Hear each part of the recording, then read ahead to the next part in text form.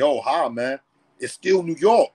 It's still New York. I'm like, yeah, but it's not the Knicks, man. Yeah. We ain't got to say Melo won a ring with the Knicks. We just say Melo won a ring in New York. I just don't think he has it anymore.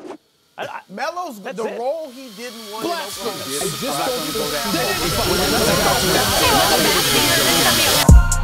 Carmelo Anthony drills it straight away. What's going on, everybody? Welcome back to another episode of Control the Narrative, a podcast where we control the narrative that the media creates. If you're new around here, subscribe to catch our weekly podcast. And if you're a returner, a subscriber, or better yet, a Control the Narrative member, we appreciate you as always. Speaking of Control the Narrative members, if you didn't know, they get 20% off merch forever, tiers baller and controllers, so tiers baller and above. And we have new merch that just dropped. We have this t-shirt that I'm wearing. It's a burgundy shirt. And on the back, we have this saying. It's our slogan. They create the narrative. We control it. We have that in orange too. And we have it in gray. So these two shirts, today is Monday, but this shit's dropping Wednesday. So this shit dropped today. And then also we got a few hats. People have been hitting me up about hats. We need more hats. We got a blue Control the Narrative and a red Control the Narrative. And we just got Control the Narrative on the back over the little opening. So go cop your merch. Just dropped today. And Control the Narrative members, 20% off for tiers, baller, and above to save you some money. So with that being said, I would like to introduce our two guests for the night. And our two guests are Jordan and Big Ha, both repeat visitors. How you guys doing tonight? What's good, fellas? What's good? What's that? Not much, bro. Appreciate you both for taking time out. I'm happy to have both of you back on. Jordan, we haven't done an episode with since we were just talking one of the first fucking 5 or 6 episodes. And Big Ha, I think you've been on twice again, but obviously all of our conversations are very entertaining in my eyes, and I hope in a lot of people's eyes too. Absolutely. So we are going to talk about the possibility of Melo going to the Brooklyn Nets today and look at it tonight and look at it in a few different angles. So first off, let's start with Jordan. Jordan, how do you feel Melo fits with the Nets fit-wise in terms of basketball and then even like personalities and all that? But how do you think he fits on this Nets team? Well, first off, Melo, he could bring that leadership to the Nets. And then secondly, like throughout his whole career, what Melo been doing, he's been doing offense. And then I look at Brooklyn Nets as an offense team. So if we bring Melo in, I think it'll connect perfectly. All right. Big Ha, what do you think? Going to Brooklyn, you know, for me, it's a little bit unsettling. Born and bred, you know, lived here all my life before I moved out to the island. But as a Knicks fan, I would just be like, but for a chance at a opportunity to win a championship, it actually would be a great fit depending upon what's around him. If he's starting, I no longer want Melo to be around what you would perceive as ball hogs, even though Kyrie and KD share the ball, but I would like Melo to be like a main option when he's in the game. Yep. So as far as fit, I would like to see him in as the main 6-man, like a Jordan Clarkson 6-man role with the Nets. That is, yep. Other teams he should start, but with the Nets, 6-man Jordan Clarkson role, 30 minutes, 32 minutes, primary score off the bench with role plays, defensive role plays, and a KG veteran pass first point guard on the floor with him at all times. That would be the perfect fit if he was with Brooklyn, in my opinion. Yeah, I think the fit with Brooklyn is very interesting because obviously they have, and we're assuming that the core of this team is coming back together. Like we've talked about this in the past few weeks, but we assume KD, Kyrie, and Harden are all going to be playing next year with Brooklyn. What I think is really interesting is obviously all of those guys, those 3 guys are insanely talented offensive players, like all historically great offensive players. the team doesn't play a ton of defense, but they score like crazy. So in terms of Melo's specialty and scoring, he fits right in. Yeah. One thing that worries me is how many shots he gets, what his role is. I think Big Ha hit it right on the head where it's like if he goes in and, you know, gets 7-8 shots a game because KD's taking, I don't know, 18 because Harden's taking 16 because Kyrie's taking 15, whatever, however they split that up. I don't know if there's enough shots to go around for Melo when you have those three guys. Because, like, we think about it in Portland, there wasn't really enough shots to go around for Melo, and he was playing with Dame, CJ, Norman Powell, and Nurkic. So if he goes in a team with KD, Harden, and Kyrie, I don't care who else is on the team. Those three guys alone are going to get a fucking shit ton of shots. Right. So I don't know that if it makes sense. On the flip side, they have so many possessions and they go up and down so quickly that they get more shots than the average team. So you take that into account. And the last thing I was going to say is assistant coach. I think we all know who is an assistant coach with the Brooklyn Nets. I'm not talking about Amari. I'm talking about Mike D'Antoni. Mike D'Antoni. Mike D'Antoni is on the Brooklyn coaching staff. There were rumors that he was interviewing for the Blazers head coaching job and shit like that, but he's still in Brooklyn. And I don't know if him and Melo would be able to make amends again after what happened in Houston. Right. What I want to say something real quick about the how you say you don't think Melo might get enough shot, but I think he will. I think like the more shooters you bring in for James Harden, he'll sacrifice shooting the ball and really get the assist. That's in my opinion. Yeah. Agree. I'll interject. That's what I was gonna say. The difference between Harden and playing and Kyrie and them and playing in Portland is, for whatever reason, everyone had a green light in Portland that I didn't feel like even deserved the green light. But for some reason, everybody had a green light, and they were last in the league in assists. James Harden, like Jordan just said, they're going to distribute the ball. So Melo would definitely have more opportunities just on the strength of the Nets pass the ball more than the Portland players do. So, you know, I agree. But again, I would just still like to see Melo in a lineup with some shooters around him, meaning jump shooters, defensive wings, a defensive center, and a pass-first point guard, where Melo was the first option on the floor. If not the first, definitely the second. All of this fourth and fifth option, no, that's no. It's not going to work. Yep. What do you guys think fit-wise about Melo on this team defensively? We know they're not a great defensive team. Do you feel like and I feel like Jordan, you watch this team way more than Ha and I did, but are they a team that like gets picked on defensively, or do they switch everything? Like, what can you say about how Melo could fit in defensively, like in terms of all that?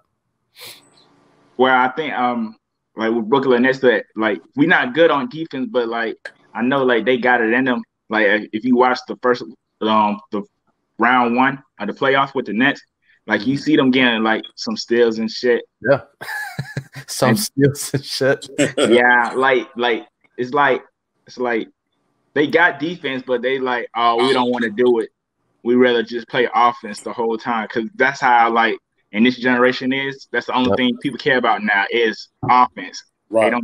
They don't care about defense. But like if Melo come in, I think like he'll get like he'll probably grab like 7 rebounds a game. And then, 7? Yeah, I think personally he'll grab 7, because we barely got big men. We use big men. Like the only people who like were really grabbing rebound for us was Blake Griffin and Jeff Green. So if you throw Melo in there, he'll get the rebounds. And then the assists, he'll probably get like 4 or 5 assists a game. But defense wise, I think like I said, this generation don't care about it. So, right. Tim, let me interject real quick. I agree, but I think I did capture some net games, and I think Melo would play the role of Blake Griffin, not the role of Jeff Green, because Jeff Green was one of their better defenders, and they will put him purposely on one of the better offensive players on the opposing team. That won't be Melo's role, obviously, but I think he could play the Blake Griffin role, but a smarter player. Blake Griffin got in a whole lot of foul trouble this year, where Melo, his IQ was smarter than Blake. So I think as long as he's sticking like a power forward / center or like a jump shooting small wingman, I think Melo will be all right. It's when you have those penetrating fast swingmen or like the Jason Tatums and all. Yep. I'm not really. Melo can do it. We know at the end of the game, Melo will buckle down and he can lock up some dude because he takes it personal. Yeah. And he just has the savvy to lock down when he needs to. But I will prefer him not guarding a Jason Tatum and them type of dudes. You know what I'm saying? Yeah. I think he's best to guard the dudes like Blake Griffin, like Green, like the Morris twins. Those are the dudes I prefer Melo guarding. 100%. Another thing that's coming to my mind is in terms of opportunity. Right. This Brooklyn team takes a lot of games off. Like, they sit games. Yes. These guys like KD and Harden and Kyrie, obviously, like, they didn't play many games this year, especially together. So, you know, when we think about it, and like I'm just thinking out loud when I'm saying, yo, is Melo going to get shots behind Harden and Kyrie and KD every game? Like, those guys aren't playing every single game. So Melo on a lot of nights might be the third guy. Like, there's a decent amount of nights that he'll be the second guy and things like that. So I think that's interesting. And then last thing I want to touch on this fit-wise is I feel like LaMarcus Aldridge, when he had his short, what did he play? He played 5 games with the Nets. Yes. He fit in really, really well in terms of a guy that had a post presence. They don't really have too many guys on that team with a post presence. A lot of the shit is on the outside, and like obviously KD a little bit, but Harden no, Kyrie no. So I feel like that gives them another element. So it's intriguing. I think it can work, but just really for me, the one holdup in terms of fit is D'Antoni. My bad. I just don't know if they will be able to make up. Right. Now, the only thing I would say is they didn't totally bring the Houston Rocket that personnel, that style of play over to Brooklyn in terms of, because again, let's name them, Jeff Green, Blake Griffin. Yep. These guys had opportunities to post and do mid-range. You know what I'm saying? Unlike in Houston, you know, it was just shoot threes. You know, you never threes and layups. Or middle layups, right? So D'Antoni didn't necessarily totally bring that style that is not conducive, you know, for Melo's success. Melo's a very good, above average 3-point shooter. He was in I believe the top 20 this year in 3-point percentage. If I'm not mistaken. Career high too. Yeah, so we know he can get it done. It's just that we also know the games he did against Philly and certain other teams where he dominated when getting the ball in the post and backing them in and turnaround and dribbling off and shaking, baking and scoring. Yeah, you know, that's Melo. So you want that type of offense for him. And I saw the Nets play that style of play that would fit Melo. So I don't think D'Antoni would be that much of a deterrent. Yeah. But you never know. Yeah. Yo, let's talk about the opportunity to win in Brooklyn. Obviously, Brooklyn got knocked out 2 weeks ago. Jordan started to bring that back up in Game 7 of the second round versus the Bucks. Right. Now the Bucks look like they're going to the finals. Well, they're up 2-1. Let me not get ahead of myself, but yeah, the Bucks are looking good. So let's start with Ha on this one. What do you think the opportunity to win is in Brooklyn if Melo were to join this summer? Very high. The same way it was supposed to be this year, you know, but due to health reasons, right? Attrition. These are factors that I think will always kind of hold the Nets back, which is why we need depth, right? Melo will be perfect there because he can carry a team, as we know, right? I think the opportunity is there. I think the Nets have a 3-year window. 1 year has already gone. So I believe they have 2 more years in this window to get it done, to win a championship. So the opportunity is there, Melo will go there, will be a big addition, and they need to get some defensive dudes there. Yep. And like you said, because they're going to do the Kyrie is going to take some games off, or he's going to say something outlandish, or something happen with him mentally that he just get off his, he has to just leave the team for a while. Yep. KD, you got to be careful with him. James Harden is starting to get older, and his hamstrings and all. So attrition is key. The health situation is key. So they need depth. They need the right depth pieces that can hold the fort down when these dudes do decide to sit or do get injured. But the opportunity is very high for them to win a championship within the next 2 years, in my opinion. 1000%. Jordan, what do you think? I think if y'all remember, I think it was around 2013 when Miami, the first year Miami got together with D-Wade, LeBron and them, they lost, and then as soon as they brought in Ray Allen, they won. I think the same way with the Nets. They bring in Melo, then let's say we don't have a Kyrie or a James Harden, now we only got a KD. You bring in the Melo, people won't be trying to double team a Kevin Durant, because then you got an amazing shooter on the side, Melo, who's gonna help KD out every night, every day and then, or whoever he play with. And then it's just bringing more shooters around, more shooters on the court. So you'll have a KD, Joe Harris, Carmelo Anthony all on the court, ready to give buckets. So I fucking love that comparison. Ray Allen to the Heat would be Melo to the Nets. I fucking love that. Is good shit. I didn't even think about that. For me, bro, at the end of the day, I think what both of you guys said, it's all about health for this team. If they stay healthy, I think they would have won it all this year. They went to Game 7, and they were literally an inch or two away, if KD wasn't stepping on that line, to go to the conference finals without Kyrie for multiple games, and pretty much without Harden. He came back, but he was not. Yeah, he was on one late. Yeah, he was not the Harden we know. So I think it all depends on if they can stay healthy, and if they can stay healthy, I still don't see any team beating this team next year. I don't care. People are gonna say the Lakers. People are gonna say I don't know, maybe Phoenix now that Phoenix is blown out, but those three guys, and especially if you add Carmelo Anthony, that shit's scary. That shit's scary. And again, to Jordan's point, imagine if they had Melo in these conference finals and they weren't allowed. Well, they still could double KD, but you can't do that when you have Melo out there, who's not a Joe Harris, as we see, choked under pressure. Jeff Green did his thing, but he can only do so much. Harden wasn't Harden. Blake Griffin is way past his prime, as we know, even though he had a few dunks and shit. But if the Nets have Melo on this team, they probably advance to the next round. Absolutely. Because they should have passed it without him. So with him, definitely.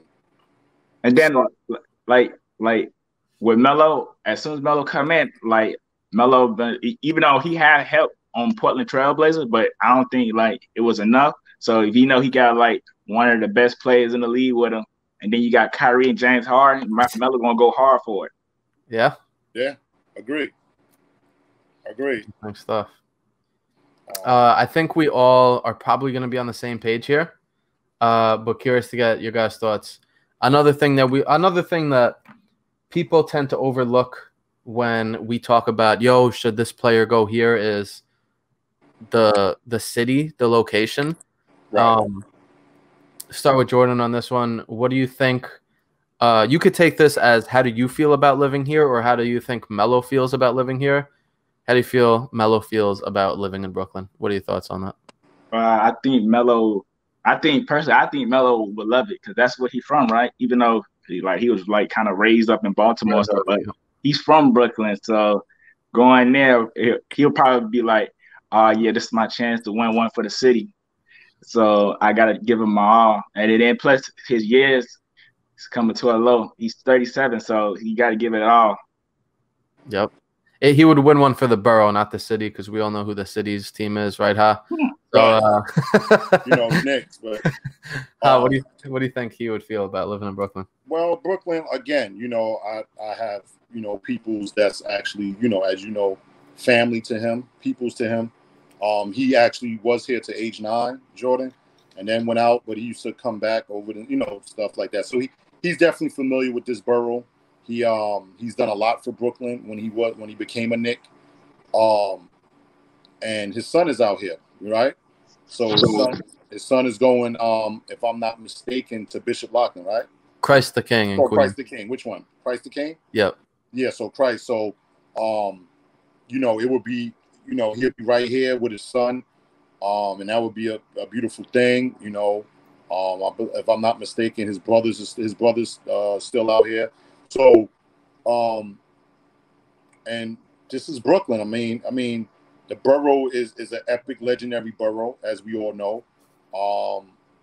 Again, I don't think he would have an issue at all, even though in a past documentary, Melo stated that how we all feel sometimes, like, man, F New York. You know what I'm saying? Sometimes you wake up in the morning, you remember that, right? Where it's like, man, screw New York, man, this shit is too crazy. Yep. But I think again, that he has businesses out here. This is where, you know what I'm saying, and he's from here. You know what I'm saying? He's from here, so I don't think it would be a problem at all. It would bother me personally. Again, as a Knicks fan, I got to keep saying that during this show. Yeah, I think it would be a great thing. I don't think he would have a problem at all being back out here.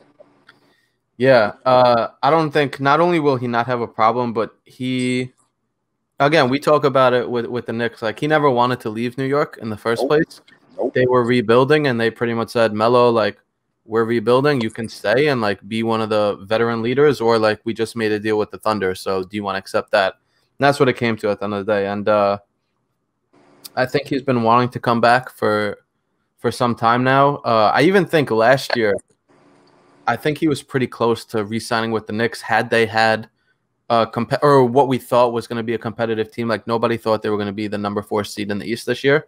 Right. So, I feel like he's looking for a reason to come back, and in another episode, we'll talk about the Knicks side of things. But yeah, in terms of Brooklyn being the borough he was born in, like Haas said, doing a lot of things for Brooklyn. When he was a Knick, I went to Coney Island a few years back, and there was a court there that he redesigned, or he helped refurbish or something like that. Yes, he did. So yeah, the ties are there. Don't really, as well as his home, Red Hook, where he's from. Yep, Red Hook. Yep. So yeah, man, the ties are there. It makes a like, location wise, it makes a lot of sense. He's going to be a short drive away from Queens, where his son is going to be playing high school basketball, and I'm sure he would love that, because we know how involved he is in his son's basketball career. So it makes a lot of sense. Like, that box definitely is checked off when it comes to the possibility of Melo going to the Nets. Right. I want to throw a quick little curveball into this, or a question I want to ask both of y'all. And I know, Jordan being a Net fan, it probably don't mean much to him. But do you think Melo coming to Brooklyn would affect his Knicks legacy? It's a good question. Like, how does that play out? They suppose to possibly, maybe we want to retire Dunn's number, his jersey. But if he goes to Brooklyn, and now that's a rivalry, and you know how it goes, will that, how Dolan is very sensitive. Yep. So I just wanted to throw that out there. Maybe you can answer that in another podcast or whatever. No, let's talk about it now, because I think that's an interesting take. Like, we know how proud he was to wear the Knicks jersey, and how he was really the only superstar. People are going to say Mari. Mari came for the money. I don't care what anybody says. It was for the money. Nobody else wanted him. No. Right. So he was so proud to put on that blue and orange. And from what I understand, he thought about coming to the Nets after his Knicks career, and he thought about, like, damn, I don't know if I could do that to Knicks fans. Like, he loves the Knicks. He loves the Knicks fans. He loves Madison Square Garden. He was made for the Knicks. So I think that's a really interesting question. I think at the end of the day, there's no way that it wouldn't affect his Knicks legacy. Like, if they win, then I'm not going to say he would be remembered as a Net, but like he won a championship with the Nets and not the Knicks. And if they lose, then it's like, damn, Melo, you went to the Nets, like you did that, and then you guys didn't even win. Right. So I think it's like a lose-lose in terms of like, I'm putting my Knicks fan hat on for a second. It's really a lose-lose. Like, if they win, it's like, fuck, bro. Like, he won with them and not us. Right. And if they lose, it's like, damn, like you did that and you guys didn't even win. Exactly. Right. Exactly. Personally, with me, I think like it could be a win or lose situation because like if you win, like Melo fans, even though like Knicks fans, they don't like Brooklyn, they'll be happy to see Melo get a ring. You think so with the Nets though? Yeah, because like just like with LeBron, when LeBron left Cleveland, like and he won in Miami, they was mad and all that. But like as you could tell when LeBron was in Cleveland, you can't like blame it on a superstar. You got to blame it on an organization because they ain't like they get Melo help. So like if he do win with the Knicks, you can't be mad at that because like the Knicks when he was on the Knicks, he gave his all. It's just like the organization. They didn't want to go give him enough help. Yeah. Yeah. How? What do you think? Well, I know I posed the question, but I feel like I think I don't know. You know, our Melo family is very tight knit, and we support him no matter what. But if you're a diehard Knicks fan and a diehard Melo fan, it's gonna be hard. It's gonna be extremely hard. You're gonna be happy for him, but it's like, damn, if he went with them. Jordan, if you want to do a little research later, you can. There was brothers from Brooklyn, Albert King and Bernard King. I don't know if you remember them or heard of them. Yeah. Right. They were Nets, and they were Nets, and Bernard King is known as a what? As a Knick, because he went to the Knicks and had more success. So, and he's a legend. So I say that to say, you know, if Melo go there and win a championship with the Nets, they're gonna say, yeah, he got it done with the Nets, and it's like not the Knicks. So it's weird, man. It's an uncomfortable. Honestly, you know, and I guess maybe that will soon be another question that's going to be asked. But you know, my preference would be him not going to Brooklyn because of stuff like that. You know what I mean? But yeah. I do want him to get that ring. I'm finally at that point where that's what it's about at the end of the day. You know, passing Shaquille O'Neal and scoring and getting a ring. That's my two goals for him right now. Hey, don't worry about it. Just look at it like this. New York is New York, right? So if he win in New York, he win in New York. I hear you. I could see the memes already about that shit. Melo finally won in New York. Like, yeah, I got family, real family, as well as friends that tell me this almost every day. Yo, man, it's still New York.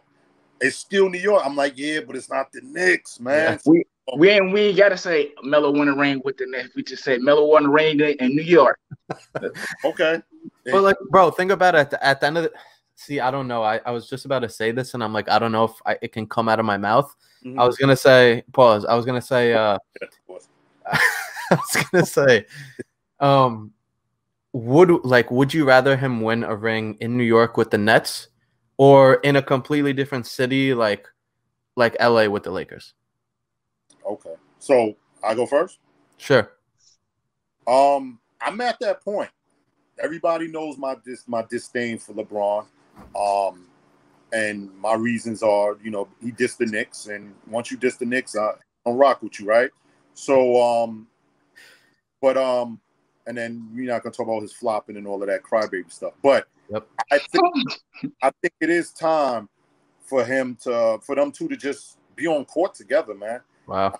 It would be a great story, man, a great ending to a legendary careers from both of them if they was to win a chip together. I would have loved it to be in New York as Knicks, but if he was to do it as a Laker, which was actually my childhood team growing up when I was a little kid, I mean, I wouldn't be even though I have a disdain for Braun. I think it's time that they get together, pause, and they win this ring. as Lakers, I would love that more so than him in Brooklyn. All right. I think we know Jordan's answer. Brooklyn? I wouldn't mind. Like, the thing about like Melo winning the ring with LeBron fans, they overdo it. Like, they think when LeBron won the ring, LeBron did all the work. They don't give credit Always. to like the other superstars that was on the team with LeBron. Right. They'd be like, oh, if LeBron wasn't there, they would have been made it to the finals or something like that. Right. So, but I would love to see Melo just win a ring so he could have that as a trophy. Just like you got the college as a trophy, you got a scoring title. So a ring would do it for Melo. Yeah, would do it big time. They don't have to be in Brooklyn, but again, last thing on this LeBron shit, where it's like other players on LeBron's team never get the credit, but they always get the blame. Always. It's never LeBron's fault when they lose, but whenever they win, LeBron's the greatest player of all time, and I think that's the funniest shit ever. Right. One person who can deal with that is our done Melo. Why? Maybe. Look all the controversies he's already dealt with. Look how strong he's been through all of the trials and tribulations, all of the hate, the fans turning on him, the boos, the Phil Prick Jackson, Dan Phoney, drunk George Paul, just all of them. You know, he survived all of that. So I think at this point he's like, man, just give me that ring because I got everything else. I got the fame, I got the scoring, the points, the accolades, I got the money. You know what I'm saying? Just, if I could just get that chip, it's whatever. Y'all could say about Braun, I don't give a damn. You know, I can't, you know, we can't speak for him, but I believe that that's probably where he's at now. Like, it's about that chip. Because what else is there to play for? Legacy with the Knicks, but again, we'll get into that a different episode. Yeah. The comeback will be real, right? Yeah. That's what I'm saying. All right, last question about the Nets stuff. Who do we start with? I think we started with Jordan last time. What's up? What would it take for the Nets to make sense for Melo for you? Like, do you need to see D'Antoni fired? Do you need to see a promised role of like, yo, you're going to get 25 minutes? Like, what do you need to see if Melo decides to go to the Nets for you to be like, yo, yes, this makes sense? Okay, so that it goes back to what I initially said in the beginning of the show. I would love to him to get a definitive role, preferably a Jordan Clarkson role that he has at Utah, right? You come in as a gunslinger, do your thing, Melo. This is what you do. Get us buckets. I would love for him to play. It doesn't have to be 32 minutes, but anywhere between 28 and 32, like in that range. Okay. You know what I'm saying? Basically 7 minutes a quarter, at least, right? Or you know, mix and match, however they want to do it. You know what I'm saying? And his role as a premier six man in Brooklyn. I don't think him, Kyrie, Harden, and KD should all be together. It would be fun. It would feel like it's an all-star game every night. Yeah. But selfishly, I kind of want to see Melo as one of the main or primary scorers on the court, where he's the center of attention, so to speak. And so that's just selfishly thinking, even though it will be very exciting if they all was on the court together. But yeah, that's the role. I would want him to have a six-man, a primary scoring role like Jordan Clarkson this year, like how he had this year, and just do what he does best, man. And that's destroy people, get buckets, three to the dome. Yeah. All right, Jordan, what do you need to see for this move to potentially make sense? Well, the number one thing is the organization. They got to believe in him. Like the coaching staff and the organization, they have to believe in Melo. Mm-hmm. Like you don't want to just bring him in because of his name and what he did in the past and stuff. You got to really believe in him. Like let him know we bringing in Melo, so make this feel like home for him. Give him like 15, 18 shots a night, like how he did in his prime. And then second, like how I said, he got to be the sixth man and like the main priority. So like you can't put him in with like all three superstars. So like just like how we did this year, like how James Harden like ran the floor with the role players and the bench players. Like you throw Melo in with Harden and Melo, and then sometimes throw in like Kevin Durant or like a Kyrie Irving. I think Melo fit perfect with him. Another thing, like we got like a couple good shooters over there. I think we need to go get like more defensive player. Probably try to sign Ibaka, trying to talk Ibaka out to the Clippers. Get Ibaka for like rebounds and stuff. Maybe sign a Blake Griffin. And then like minutes wise for Melo, I don't think he should be playing like 30-something minutes because probably like since he's 37, you don't want to overdo it with Melo. So I say like maybe like 20 or 25 minutes a game. Okay. But during those 20 or 25 minutes a game, give him at least like 15 shots a night. I think it'll do it for Melo. Personally, that's in my opinion. And I think that's all. I think I covered everything.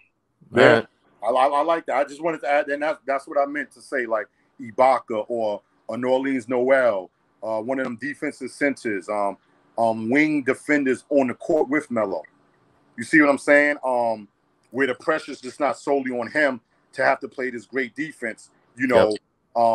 And then I would love to have, like I said, if Kyrie or Harden is not on the floor, for them to have a KG veteran backup point, like a Rondo or somebody that, even though he's not a good shooter, but he can run the offense and he knows Melo is hot, give him the ball, as opposed to Anthony fake Dame Lillard Simons want to come in and shoot 30 shots like he superstar. So that's just my take on it. Put Melo on the floor with defenders and some shooters and either Harden, Kyrie, or a KG vet backup pass first point guard that has high IQ.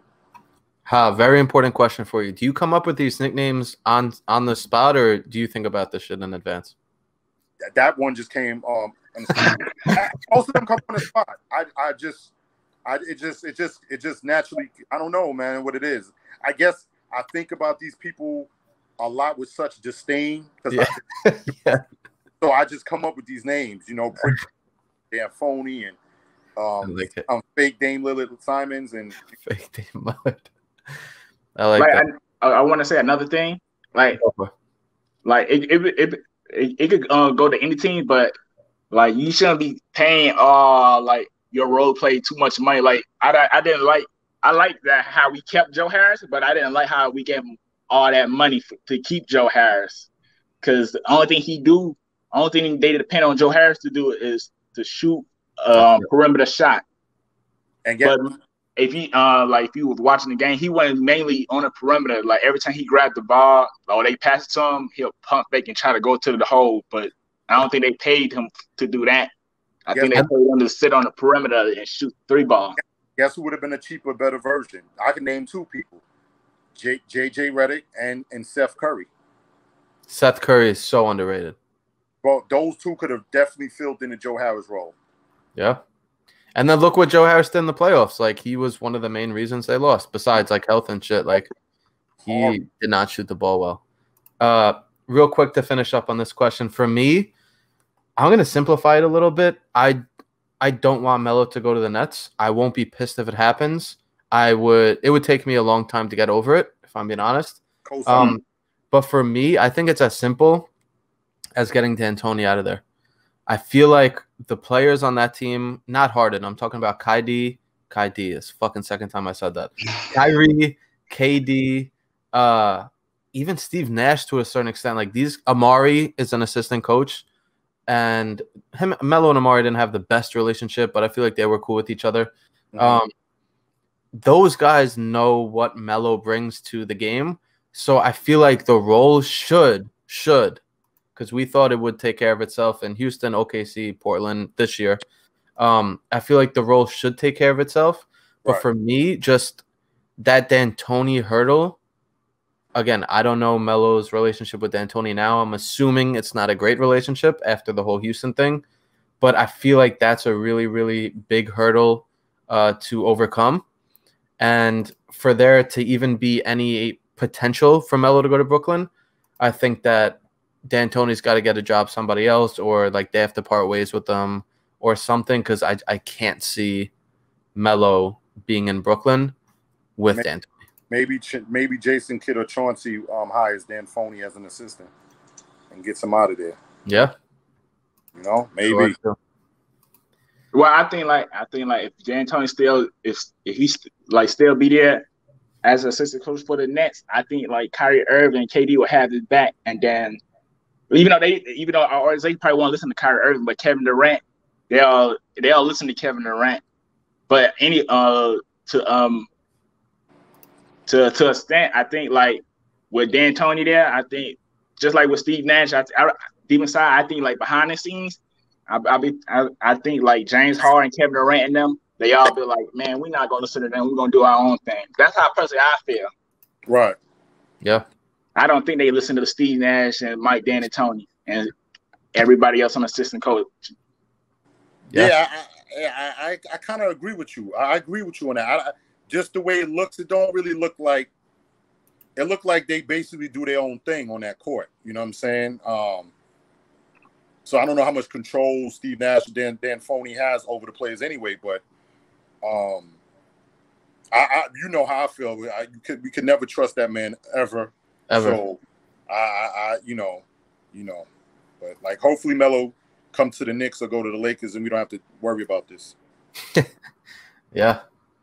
I think like if Melo don't go to the Nets, I really do think he gonna go to the Lakers. Cause I don't think personally not to bash anybody's team on that, I don't think the Suns gonna win it all, and that's gonna make Chris Paul go with LeBron, and then Melo gonna look at it, he'll be like, oh, CP3, LeBron, and AD, let me go over there. You think they the banana boat, Chris Paul, D-Wade, and LeBron, and Melo, right? They all like banana boat. Yeah, but do the Lakers have the money? I don't think they even have close to the money to afford, unless Melo and Chris Paul both go for the vet minimum type of thing. Like, I mean, Melo probably will, but CP apparently wants to get paid again. Right. So I think CP is a wild card. I think the chance of Melo going is strong. The rumors is out there, and we'll see. I feel like because the Brooklyn wants to retain Blake and Jeff Green, then Melo doesn't even fit there. Yeah. So that those decisions we got to see what they're even going to do with their own players, right? You know, I thought at one time Philly would be an excellent place for Melo, but I don't want to get off the topic. So yeah. Like I want to say one more thing. Like before Melo signed with Portland, you know, like when KD, Kyrie got there, before we got James Harden and them, like Melo, he was doing scrimmages with us, but somehow they didn't end up signing him. So I don't think they're gonna try to go get Melo because of his age. That's personally me. I don't think my team Brooklyn Nets gonna go trying to go get Melo because of his age. Right. Well, I heard reports that I don't want to say too much, but I heard that there was the buzz that it looked like it was a good chance of happening, and the Nets the management kind of reneged on it. Yep. So that's hey, you know what I mean? That's just what you hear, but it sounded like there was something like even Melo kind of thought like, okay, this is what we're gonna, and then it didn't happen. So yep. Word. Interesting stuff, man. One way or another, Melo to the Nets would be a huge, huge story. Obviously, especially in New York. Right. Yo, we've reached the end of this podcast. 43 minutes in. We went like 8 minutes for the first, or we went like 10 minutes. I was like, damn, this is gonna be a quick podcast. Here we are, 43 minutes in. But before I let you guys go, want to give you both the opportunity to control a narrative. Doesn't have to be Melo related, doesn't have to be basketball related, doesn't have to be sports related. So whoever has one ready can just take the floor, and I'll let you control a narrative. I think we need to control the narrative. Control the narrative. I think the referees in sports, I think like they need to chill out. They overdo it sometimes. Like not just in basketball and football too. It's like they try to help teams win for like ratings and stuff. Like even though they're a better team, like a team that's going against a better team, they don't want to see that better team lose to them. So they try to help them out and give them a push. I think they need to fix all that, in my opinion. Do you think that's initiated by the leagues? Yeah. I think it's people behind the scenes saying, oh, we need to have, like, let's say a Tampa Bay. We need to have Tom Brady in the Super Bowl. It's gonna bring us ratings. So do what you got to do to help him win. That's how I feel. And then the ref go out there and do it. And then when we look at the replay, it's clearly right there, but they still go against it. I agree.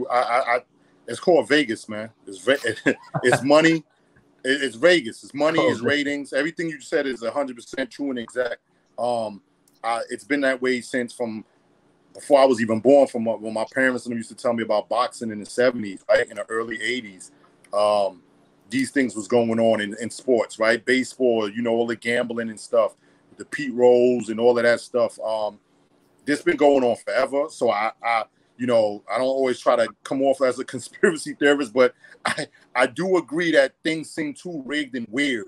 There's like some weird stuff be going all the time with the referees and all. And I also feel like they also is trying to get caught up in the hype. Like they try to make it about them. It's like, yo, dude, you're a referee. Shut up. This is it's about the players and the team. But so I agree with your controlling that narrative, because I do think the referees are trying to become bigger than who they are.